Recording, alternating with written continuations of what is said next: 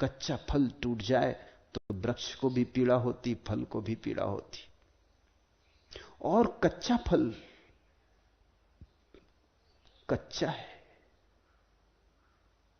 इसलिए कुछ अनुभव घटेगा नहीं। जो पके फल को घटा है वो कच्चे को घट नहीं सकता, क्योंकि वो पकने में ही घटता है। जब पका फल वृक्ष से गिरता है तो कभी किसी को पता भी नहीं चलता कब गिर गया। चुपचाप, न वृक्ष पे घाव छूटता, न पके फल को कोई पीड़ा होती, चुपचाप सरक जाता है। हवा का झोंका भी ना आया हो और चुपचाप सरक जाता है। पका वैराग्य, प्रौढ़ वैराग्य, ये शब्द बहुत बहुमूल्य है। प्रौढ़ वैराग्य का अर्थ है जीवन की असारता को अनुभव करके जो वैराग्य जन्मे। वैराग्य का गीत सुन के, विराग की प्रसक्ति सुन के जो लोभ के कारण वैराग्य आ जाए तो वो कच्चा सन्यास है। उससे बचना उसका कोई भी मूल्य नहीं, वो बड़े खतरे में डाल देगा।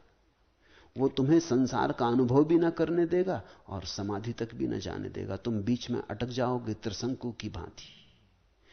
प्रौढ़ वैराग्य, संसार का ठीक ठीक अनुभव करके, अपने ही अनुभव से जान के। बुद्ध तो कहते हैं संसार दुख है, और अष्टावक्र कहते हैं कि काम शत्रु है,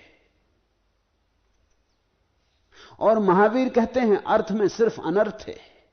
मगर ये वे कहते हैं, ये तुमने नहीं जाना। इनकी सुन के एकदम चल मत पड़ना, अनुयायी मत बन जाना, नहीं तो खतरा होगा। तुम्हारे पास अपनी आंखें नहीं है, तुम कहीं ना कहीं खाई खड्डे में गिरोगे।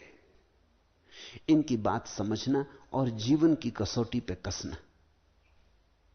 अनुयायी मत बनना, अनुभव से सीखना।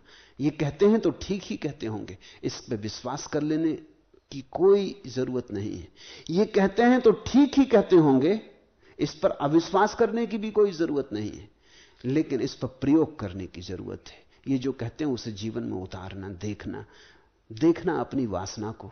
अगर तुम्हारा भी यही निष्कर्ष हो, तुम्हारा अवलोकन भी यही कहे कि बुद्ध ठीक कहते हैं, अष्टावक्र ठीक कहते हैं, लेकिन निर्णायक तुम्हारा अनुभव हो, बुद्ध का कहना नहीं, बुद्ध गवाह हो, मौलिक निष्पत्ति तुम्हारी अपनी हो, फिर तुम्हारे जीवन में जो वैराग्य होगा वो प्रौढ़ वैराग्य है।